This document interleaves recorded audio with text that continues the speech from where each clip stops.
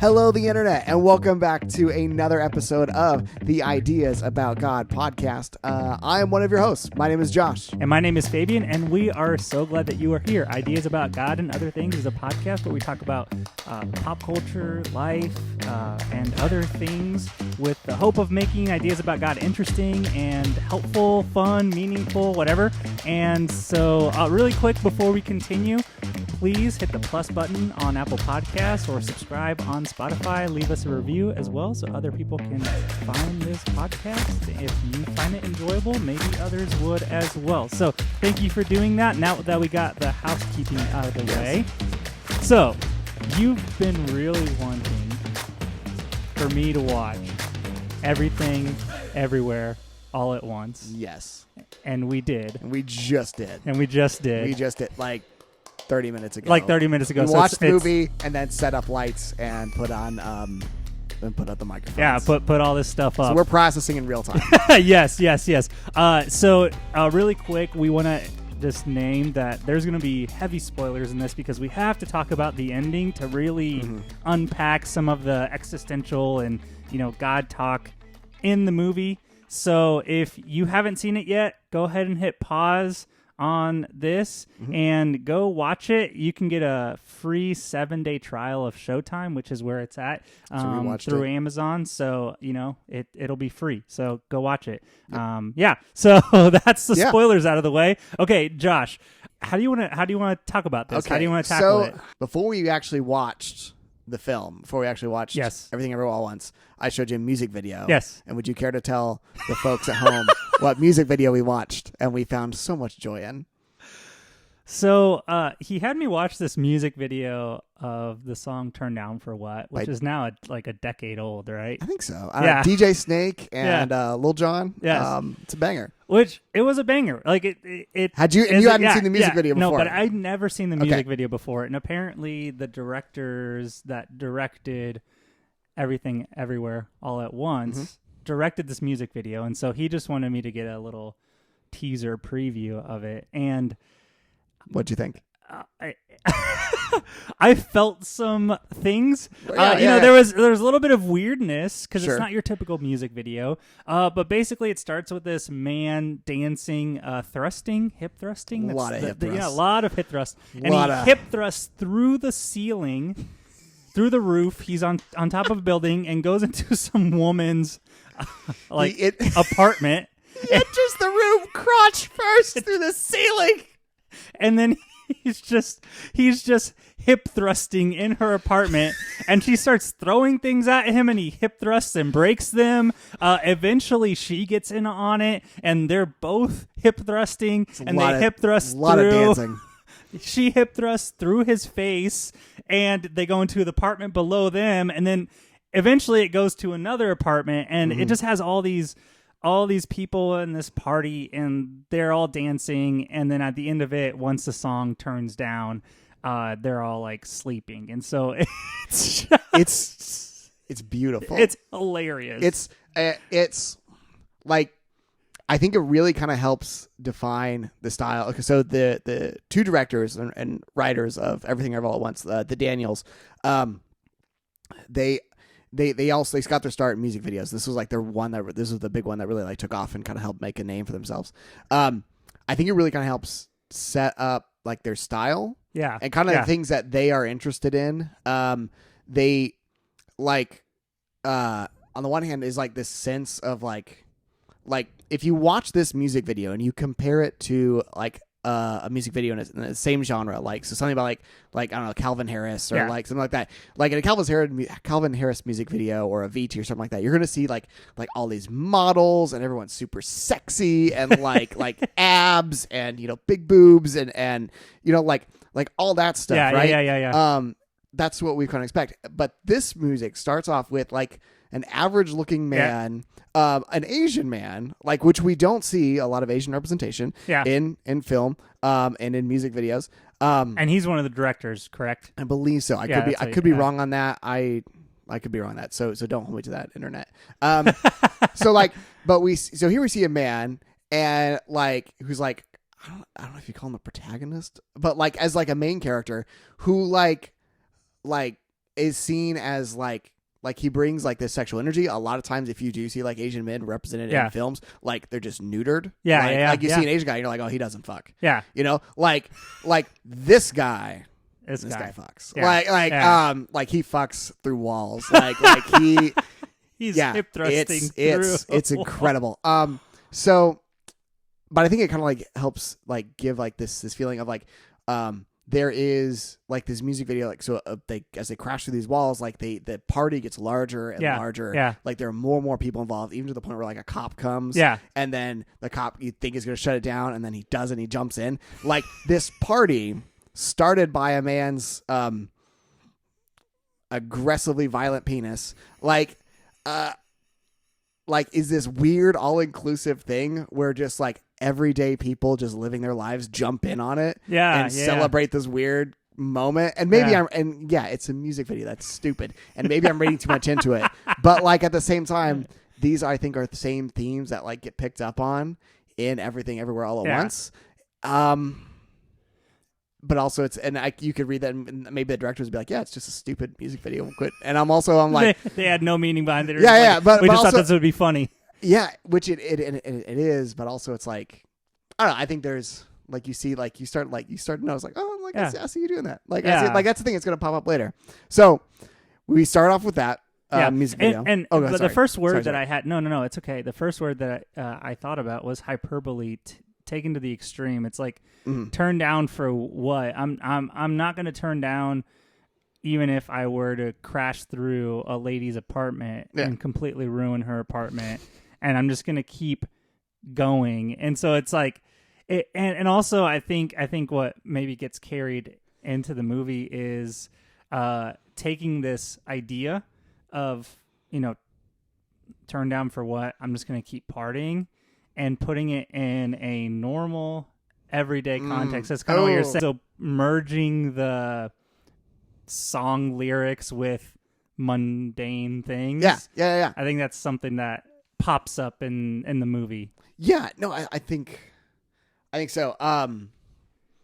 So I guess now we can kind of turn to Everything Everywhere All at Once. And this is where the spoiler starts. All right, yeah, so spoilers. So if you had not seen Turn Down for What, and we ruined that music video for you, I'm sorry. It's only going to get worse because now we're talking about a movie. This movie came out in 2022. It's about a year old. Like the movie itself, like didn't get that wide of a reception, but like people is one of these movies that you watched and you're like, I got to tell someone about this film. Like I need to watch someone. And so like this movie like got more and more popular as it went. It kind of became like this kind of grew through just like word of mouth, even though it didn't have like the producers were the Russo brothers who did like a whole bunch of stuff from Marvel, so like it's cool to see like big name producers and directors, like big names behind a film like this where they're like, oh, it kind of help give it some drive. But a lot of the promotion or a lot of the I think the reason why this movie is spread as much as is because of just like stuff like this. Someone watches it and you're like, bro, you need to watch this movie. To watch this movie like now. It will hit you in the feels. Yeah.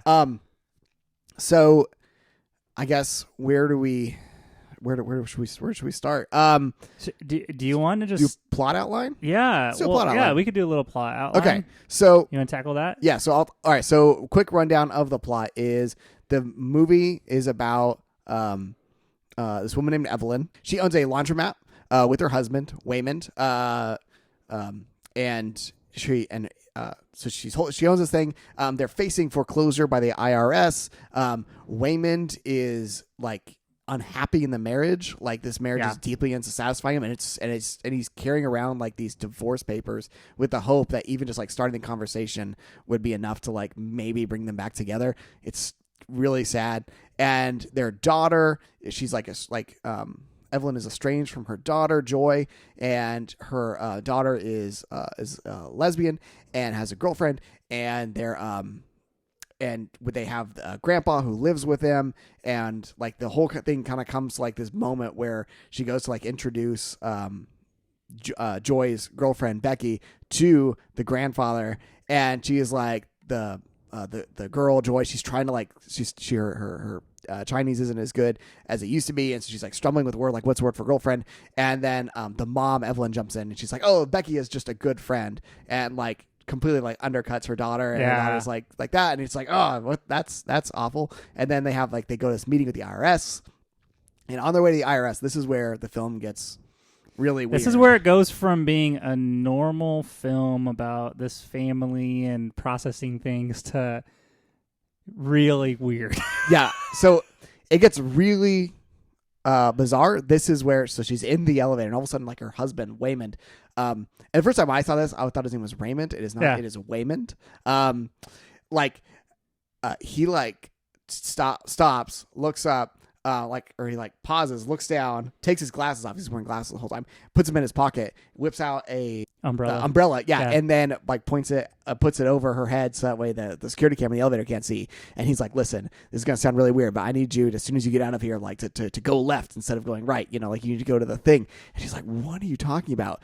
And you have and it turns out like he, I guess to make a long story short, he's from an alternate universe, and there turns out multiverse theory is real, and all of these universes, you can get around them by like engaging in some sort of experience that will connect you to a parallel universe that will like slingshot you to the universe where you want to go. Yeah. And they do this, these people who the first universe to discover multi-universe travel, like they call themselves the Alphaverse. The Alphaverse, right? Yeah. So you have Alpha Waymond is jumping into regular Waymond's body, and they do this to like learn skills and to like acquire knowledge and do these all these weird like things. It's kind of like the Matrix, like they can just like download like, oh, you can just like learn kung fu moves by like downloading your brain into a computer or something like that.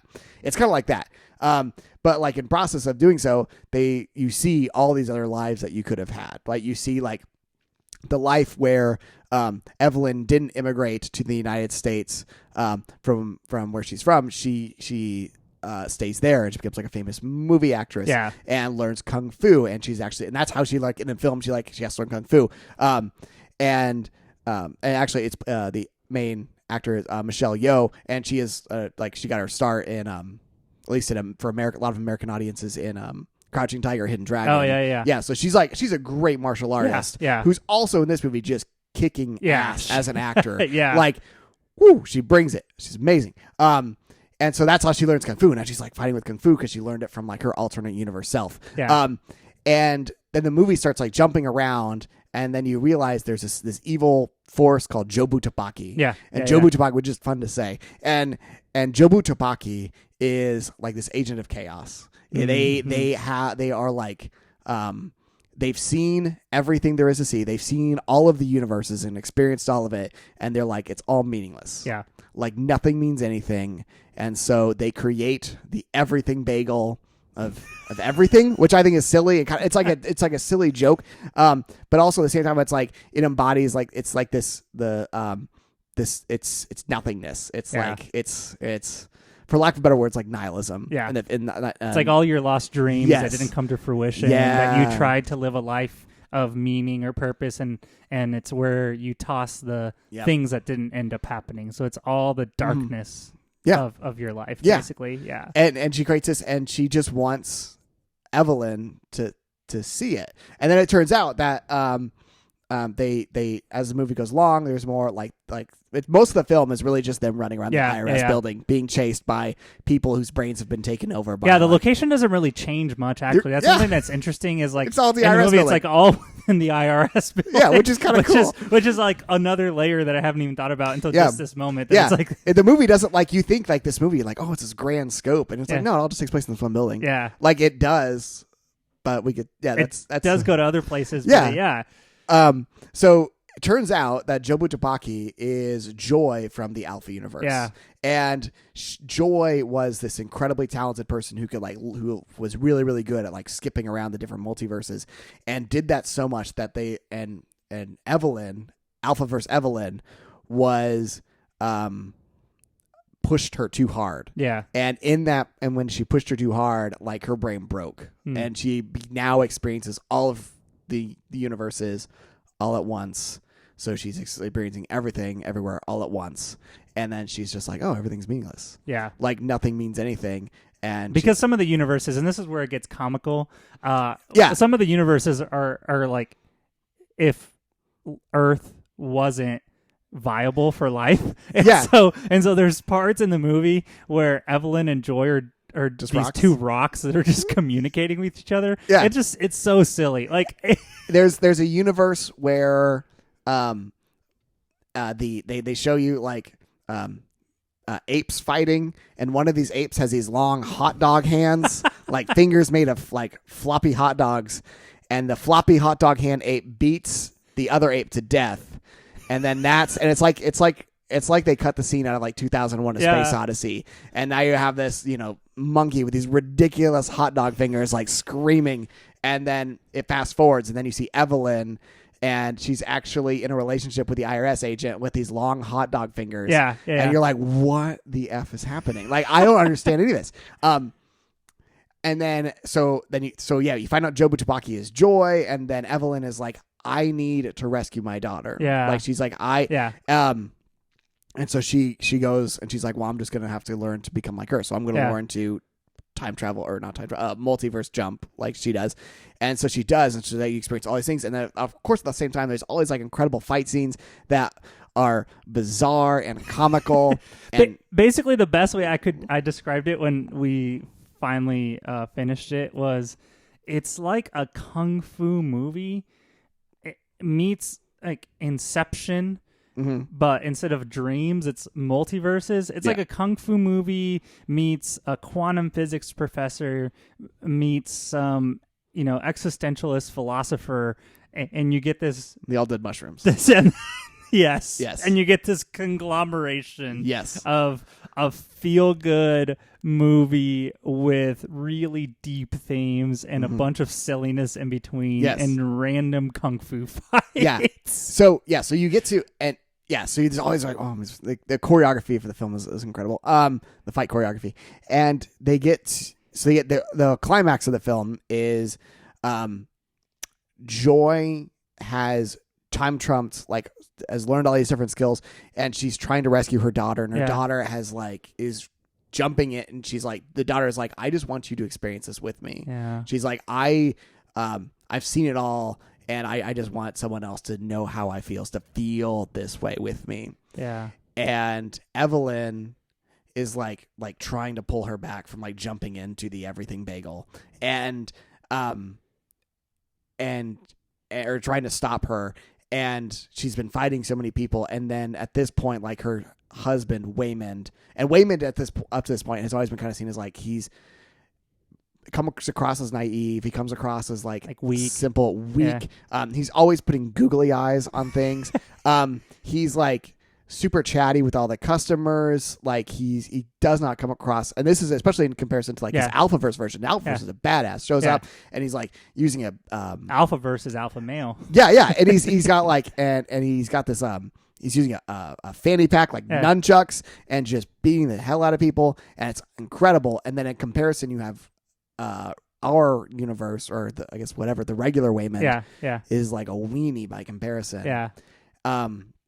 But you have this incredible moment, and this cool thing about this moment is happening simultaneously across multiple universes at the same time, where Evelyn and all these different universes having the same conversation with all of these different Waymonds. Yeah. And the idea is he's like, please stop. Like we need to be kind. Like, and she is learning like, oh, like I need to like be kind. She's like, because he tells her, he's like, oh, like this soft exterior, like this stuff, like this is strategic. Yeah. Like this is how I fight. This is how I move and be in the world, is with kindness. And like he's like, he brings his like the IRS agent, like he brings her cookies. Like he talks down like the grumpy guy at the laundromat. He's always like interceding for other people, and he wants people to get along, and like he sees him like that's his role in life, and so he sees himself, and it's kindness. And like that speech he gives when he's like, I just wonder when, oh man, it guts me every time. Yeah. Oh, it's beautiful. And then she starts fighting again, and he's like, Evelyn, what are you doing? And she's like, I'm learning to fight like you. And then so as these people are coming at her, it's like a kung fu fight, and then she ends up like in the process kung fu fight, and it's gonna sound crazy, but she makes these two people fall in love and get married, and you're like, yes. And then another man who lost his raccoon, because that's another whole side plot, is there's a man who has a raccoon on his head, like a ratatouille. The side plots are so weird. It's so weird, and you're like, this makes no sense. Is Josh of a stroke? And you're like, no, this is just an actual plot in the film. There's a man who has a raccoon on his head. She jumps on him and uses him to fight the rest of these people, and not really fighting, is more of just like disarming with kindness. Love and kindness, I guess, to get to her daughter. And then and this moment is like really intense because it's building up to this big moment, and then it cuts back to and of course this whole time we've been like time travel verse jumping, and basically Evelyn at some point figures out to do what Joy does.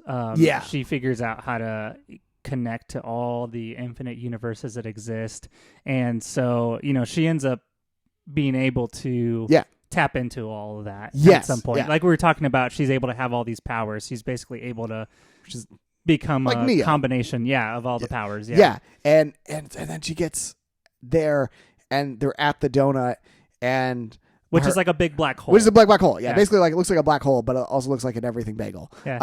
She gets to the everything bagel. I think I've called it a donut a couple times. Just know that I meant bagel. So she gets the everything bagel, and Evelyn's like trying to hold her back, and then Joy's like, you just have to just let me go, right? Like just let me go. And so she does.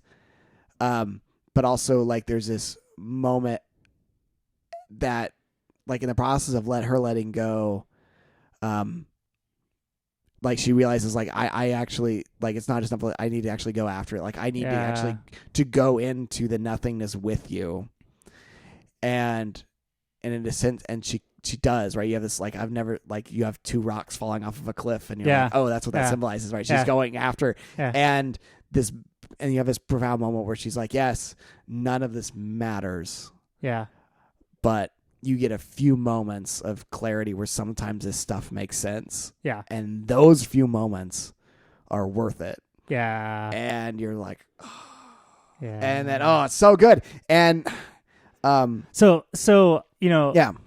let's talk a little bit about why this movie for Ideas About God. What is it about this movie that sort of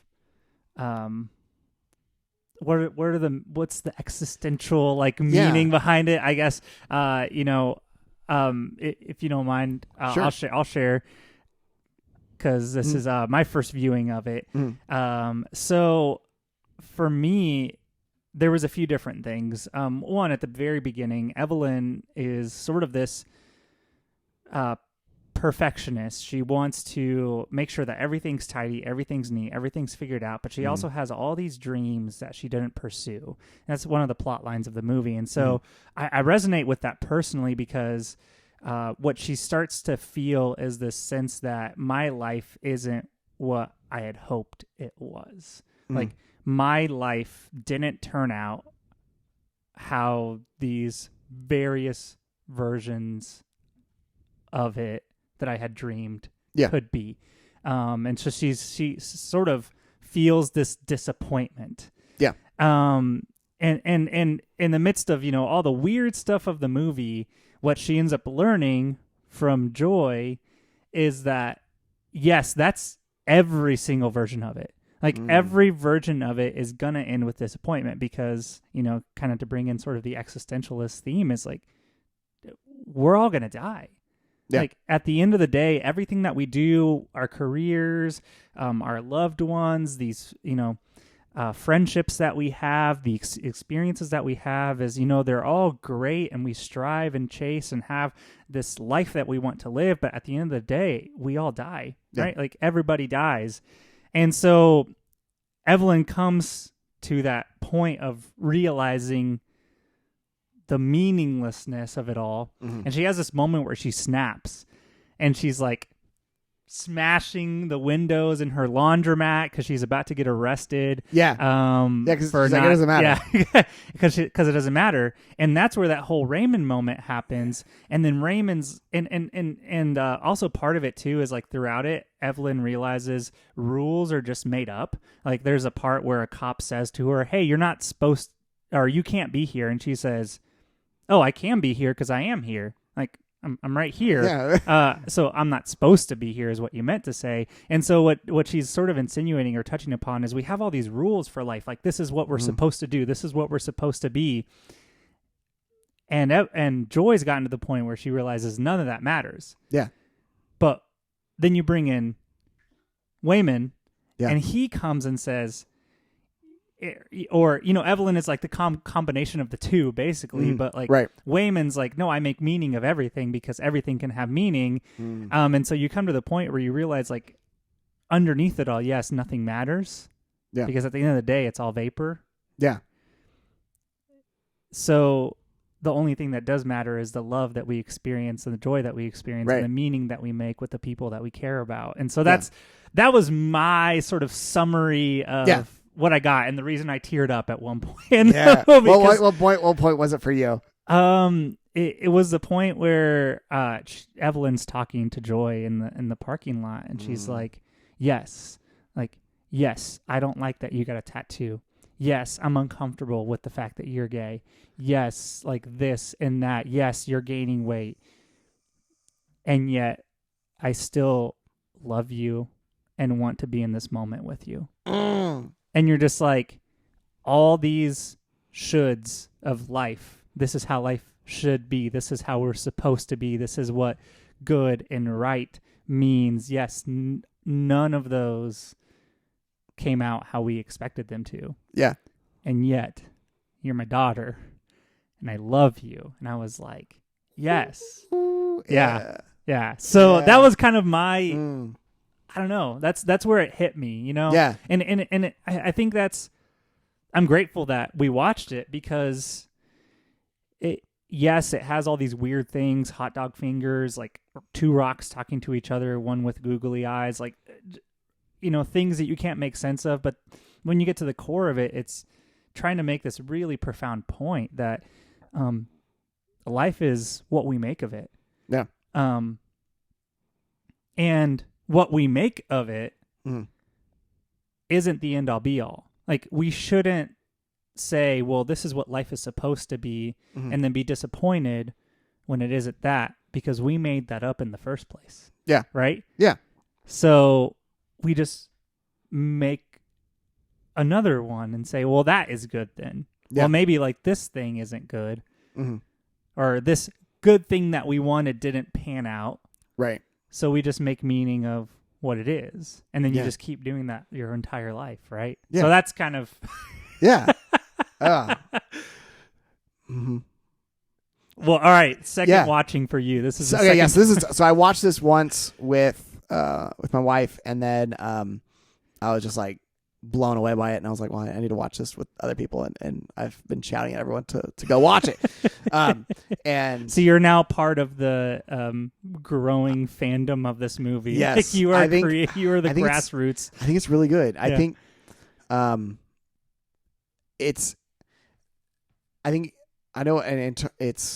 a lot. It reminds me a lot about like makes me think a lot about like existentialism as like it's in opposition to nihilism, or like a maybe a less pessimistic nihilism, because like I know, like I think about my own story, like growing up, like I had boundaries and I had rules, and I had like things that I was like, oh, like I'm supposed to do this, not supposed to do this, and I thought this was the thing and this is the thing, and I had like a very like box that I was supposed to live into, and a box of things I was supposed to believe in, and a lot of those things got ruptured and broken apart, and I found myself being like, well, none of this means anything.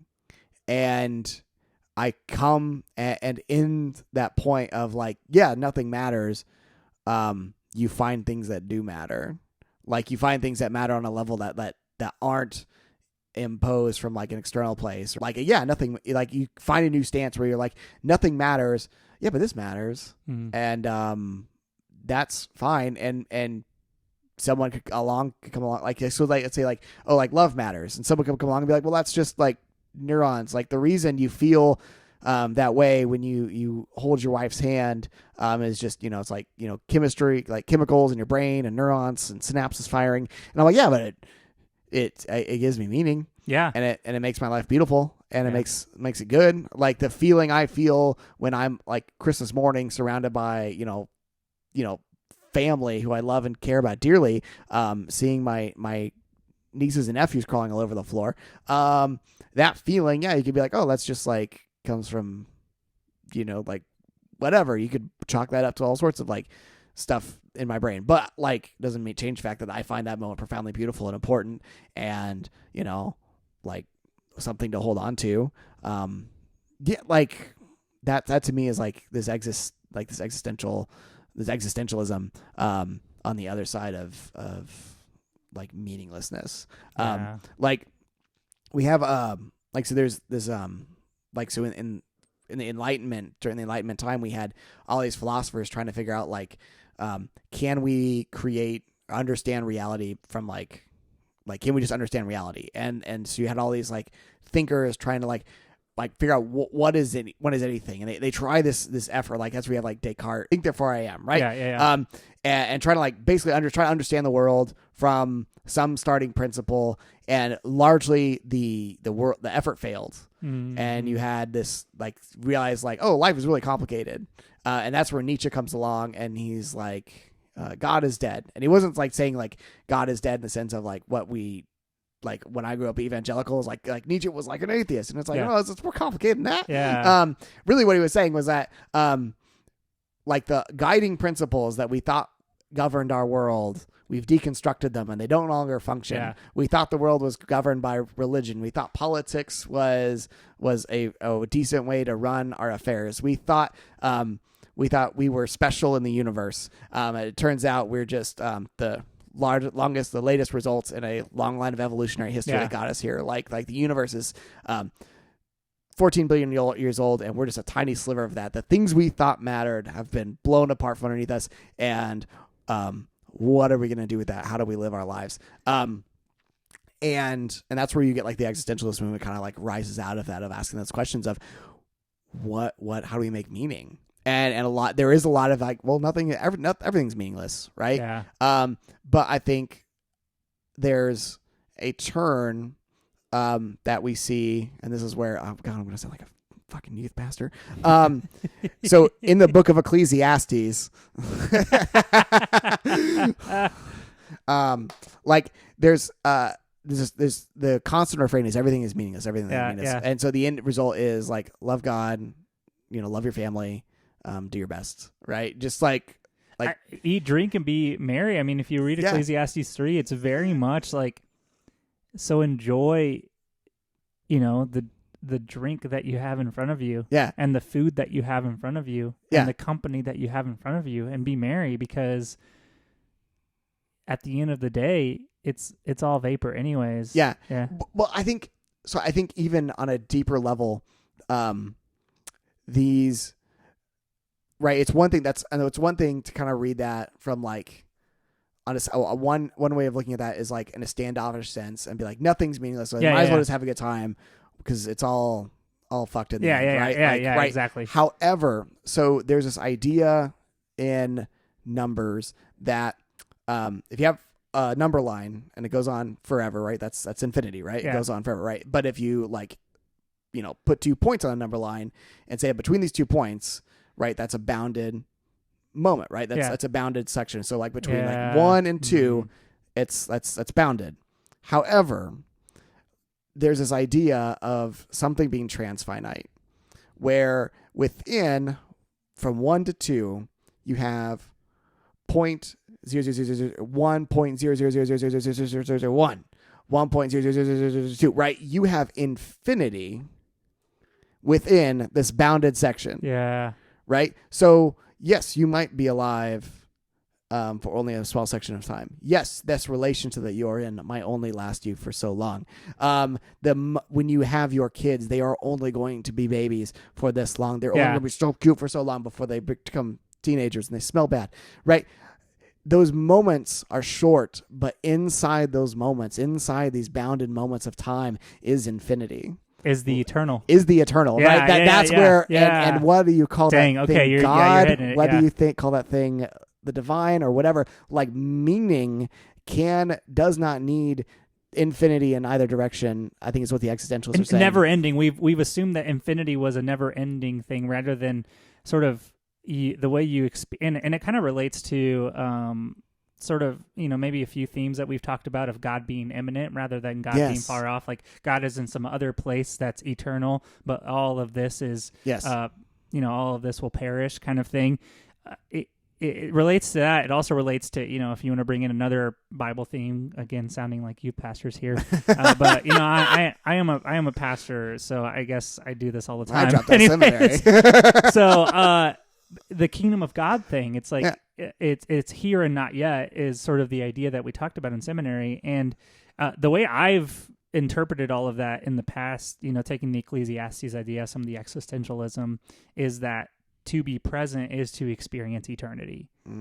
To be present is to experience the kingdom of God that is here and not yet. Is to experience the God that is imminent. Is to experience meaning to its fullest.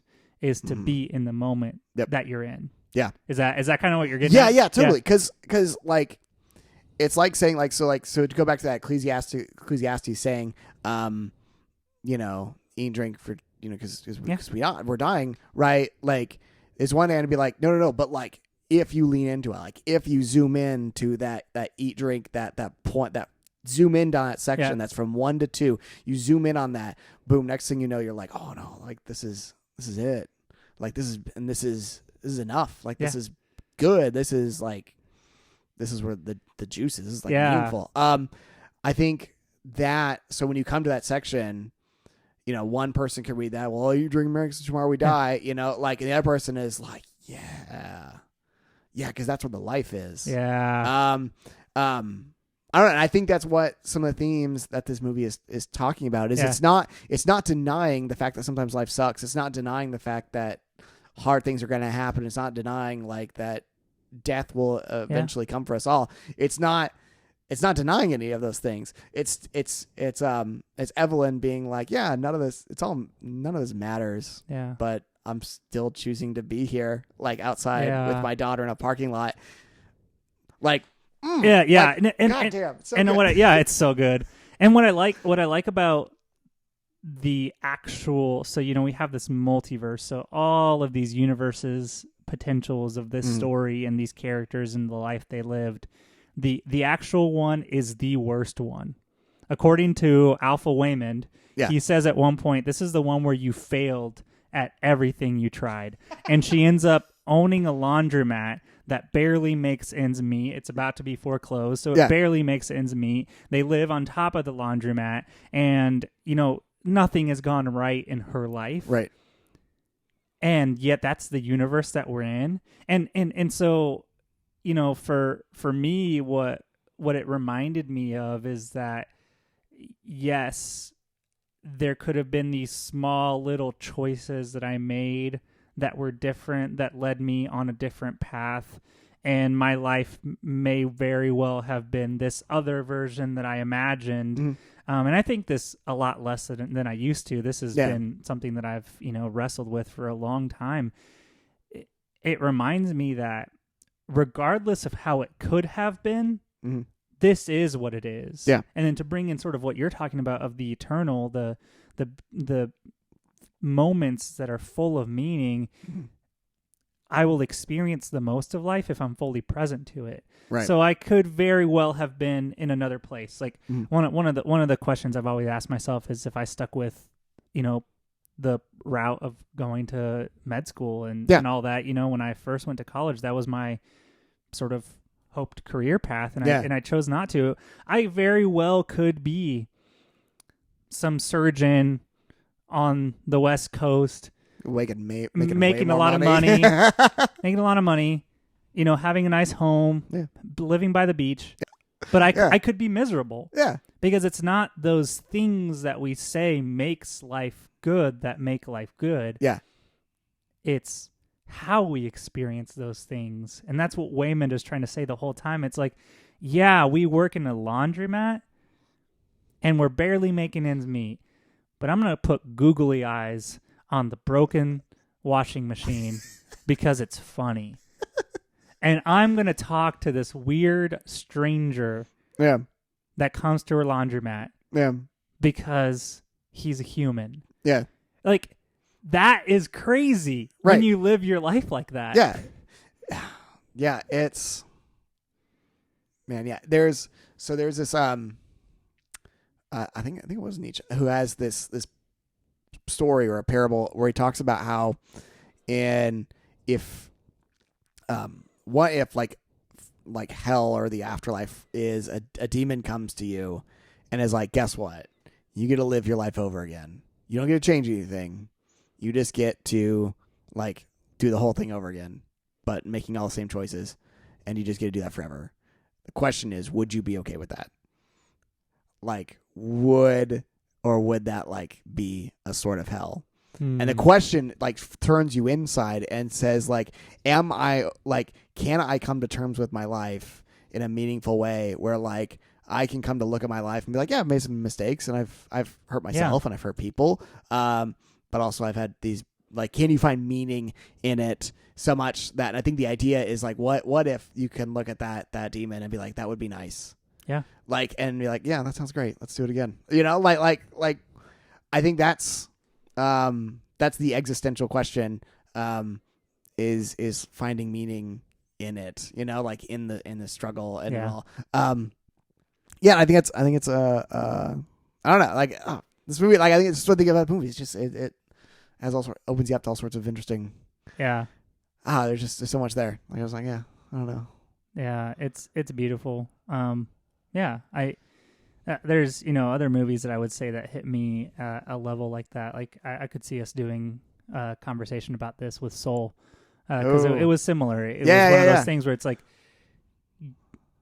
enjoy what you do, and that's where you enter the flow, which is the eternal being fully present, the thing that you're doing that gives you life. Yeah, do that. Yeah, to the fullest. Right.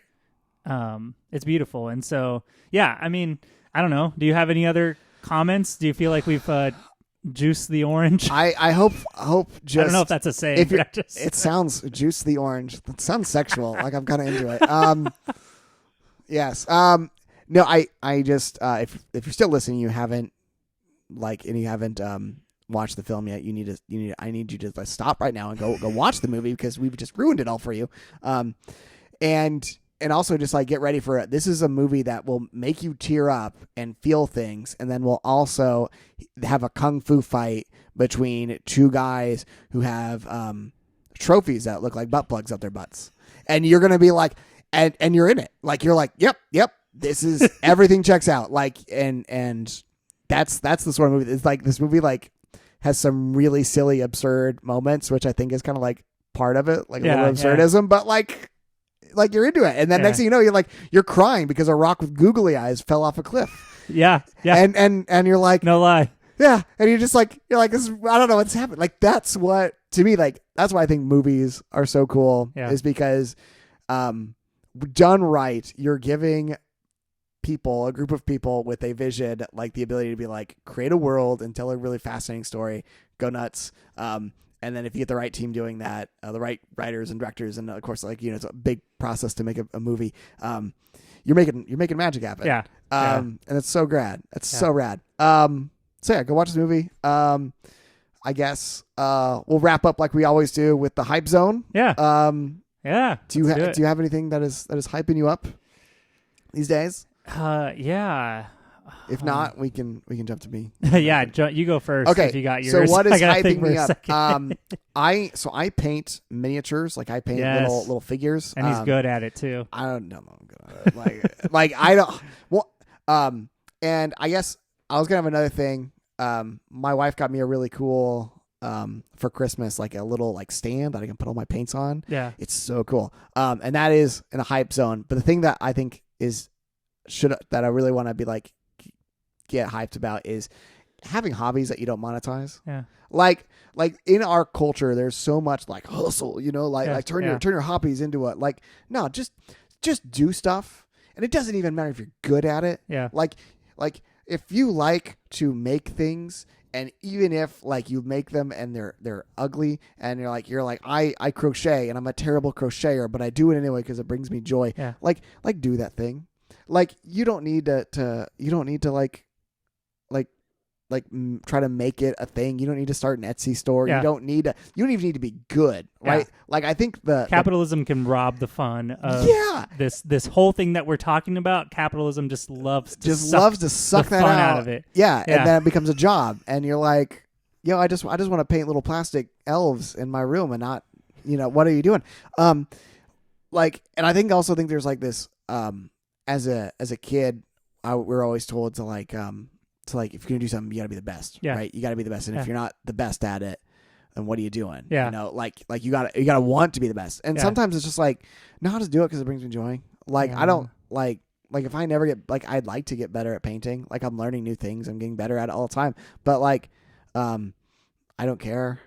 I just want to do it because it's fun, it's therapeutic, and I like to drink a tasty beverage and have a nice beer and put on a podcast or listen to music and just kind of get lost in the moment and paint some dwarves. I love it. So that's my hype zone. Hype zone. Okay. Painting dwarves. Painting dwarves, and when your wife gets you cool stuff. To support your hobbies. Good combo. Yeah. Yes. I have two. So I played Magic the Gathering for the first time a few days ago, and that was fun.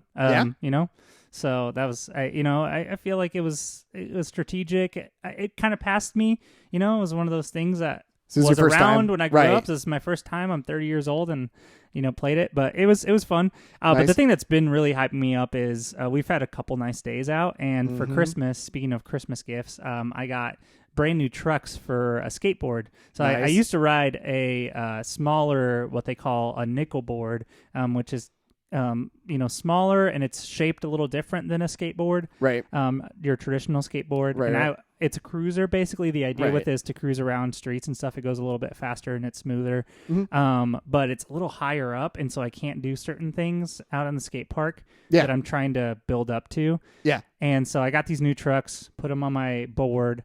Regular size skateboard, and I've been able to go out the last few days, and skateboarding for me has always been the thing that I do that sort of is a risk because again, something I didn't do growing up, and so I started at 28 years old. No joke. Years ago. No, nice. It's that, but it was one of those things where it forced me to do something that I was super afraid of, right?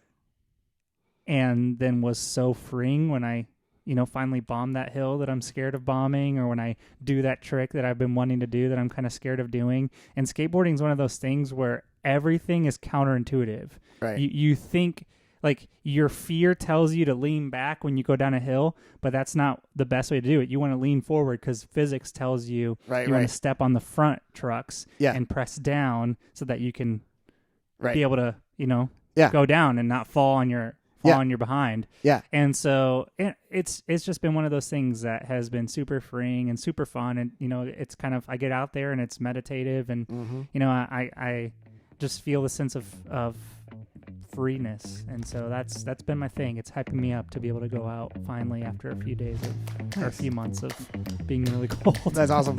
Yes. So, yeah.